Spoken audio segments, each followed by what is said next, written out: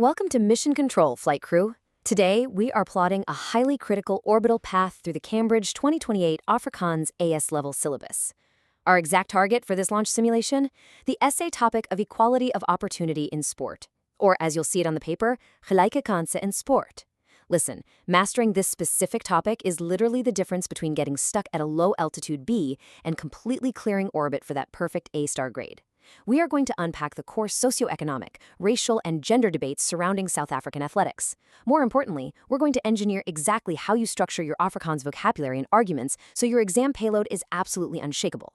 Strap in because we treat these syllabi like critical flight launch protocols. There is zero margin for error here, but by the end of the simulation, you'll be ready for a flawless launch. Our flight path today is strictly timed and calibrated. We're running through Phase 1, core principles, Phase 2, calibrating methodology, Phase 3, navigating critical analysis, Phase 4, avoiding system failures, and we'll wrap up with Phase 5, the final launch checklist.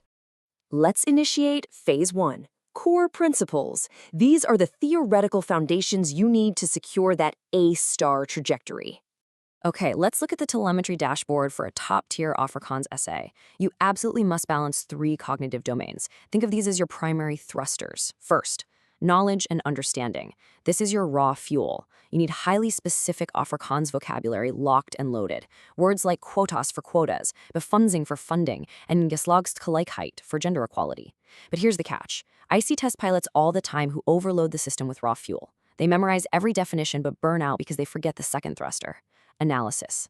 Analysis means dissecting the impact. How do those transformation charters actually affect local grassroots rugby clubs? You can't just state the rule. You have to track its momentum. And finally, the main engine that pushes you into the maximum grading bands, evaluation. This is where you calculate whether true equal opportunity currently exists or if systemic barriers are still blocking the path. If you don't fire all 3 of these thrusters in sync, your essay won't reach orbit. Now, if you really want to supercharge your propulsion meter, you need cross-topic connections. You cannot analyze gelijke kansen in sport in a vacuum. It just doesn't work. The examiners are scanning your paper for connected, conceptual understanding. So a truly elite response takes the lack of sports facilities in rural areas and wires it directly into broader economic inequality, or armoede, and educational disparities, or onderwijs. When you connect an athlete's struggle on the field to the massive systemic societal structures off the field, boom! That is exactly the high-level critical thinking that triggers maximum points. It shows you aren't just reciting facts, you are mapping the entire ecosystem. Moving right along into Phase 2, calibrating methodology. Let's look at the procedural framework.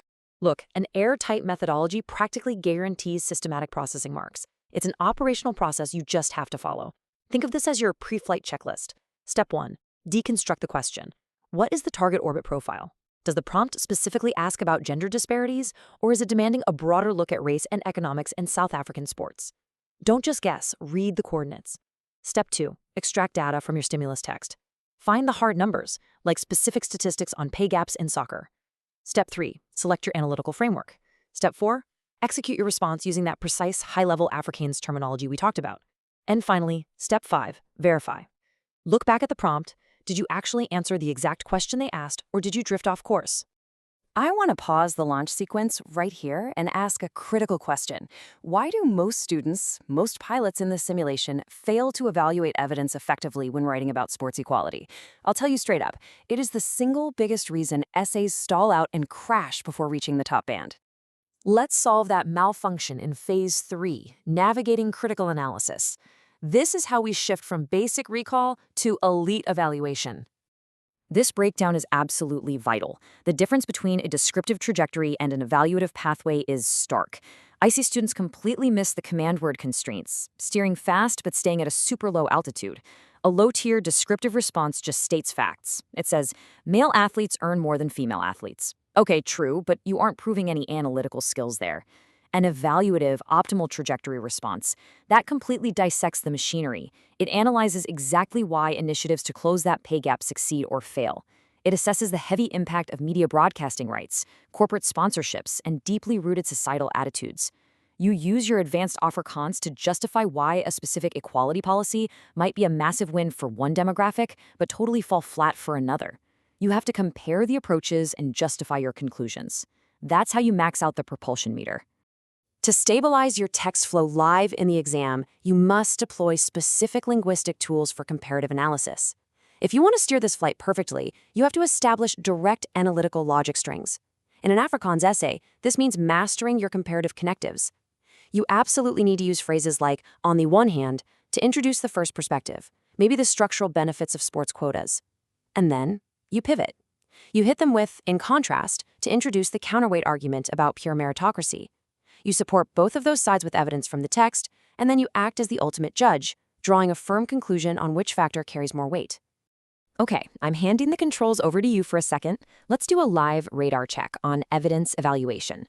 When you're looking at a text about sports participation, you can't just trust the data blindly. You have to interrogate it. Let's say a source claims that a shiny new community center provides equal sports access to all youths in a district. Stop right there. Identify the limitations. Does that data account for the actual cost of transport to get to the center? What about the cost of the sports equipment itself? Note the assumptions the author is making. Finding alternative interpretations, like realizing that having a building doesn't automatically mean having access to high-quality coaching, that is the exact logic you need. That is how you elevate your essay from a simple reading comprehension exercise to an elite, unshakable evaluation of evidence. Launch trajectory, hold. Before we deploy our secondary boosters and lock in our final structural checkpoints, you need to optimize your educational flight deck. Take a second right now to subscribe to Ace the Exams at the handle @AceTheExams and enable all notifications. Whether you're launching at IGCSE, O-Levels, AS, or A-Levels, you do not want to miss our weekly flight-tested exam hacks. Make sure that notification bell is lit up. We are back on the clock. Phase 4, avoiding system failures. Let's run a radar sweep on examiner warnings. I want to flash a giant red alert warning on your console right now. This quote comes directly from the principal examiner reports, and it is a massive structural data loss threat. The classic mistake is providing generic answers not specific to the question context. Listen to me. Your vocabulary and your arguments must map strictly to the given scenario. If the source material gives you a highly specific case study about vrouwsport, women's sports, and focuses on the lack of media coverage for the national netball team, do not give them a generic, pre-memorized essay about historical apartheid in rugby. You have to tether your socioeconomic analysis precisely to the exact data coordinates they provided in the prompt, or you will face complete mission termination. Let's lock in the top 3 mission-critical logic malfunctions you absolutely must avoid. First, forgetting proper format. You are throwing away incredibly easy marks if your essay doesn't have a clear, structured inlading, introduction, and a definitive gevolgtrekking, conclusion. Second, forgetting to check your presentation. In an Afrikaans language exam, presentation is everything. Spelling, correct idiom usage, and strict adherence to word order. You remember the Stompy rule, right? Subject, verb 1, time, object, manner, place, verb 2, infinitive. That is non-negotiable for maintaining your altitude. And then third, just to reiterate because it's that important, writing answers that drift into the abyss and ignore the specific contextual parameters of the prompt. We have successfully calibrated our track. Phase 5, mission accomplished. Let's run the final post-launch system review checklist. Let's distill this entire operation into a rapid-fire pre-flight check you can run in your head right before the exam starts. Number 1, master the 3 assessment objectives. Ground them in that rich Afrikaans sports vocabulary like quotas and befondsing. Number 2, follow the 5-step procedure to dissect the socioeconomic text data without panicking. Number 3, deploy your comparative connectives. Lean heavily on words like d'Artanawar to build deeply evaluated top-band arguments. And number 4, strictly verify your Afrikaans formatting and syntax conventions before your time fuel runs out. If you follow this checklist, your text flow will remain perfectly stable live in the exam room. And with that, we have hit maximum A-star propulsion today. You've mapped the critical path for the equality of opportunity in sport topic. But before we sign off, I want to leave you with a provocative thought. Given the deep, complex history of South Africa, will true Giliki Kanza, true equal opportunity in sport, ever realistically be achieved without first completely resolving the massive socioeconomic and educational divides across the country? Think about how you would argue that in your gevolgtrekking. Let us know exactly which Cambridge subject and level you are preparing to conquer next by dropping a comment down below. Don't forget to subscribe to Ace the Exams, and I will see you in the next simulation. Mission Control, out.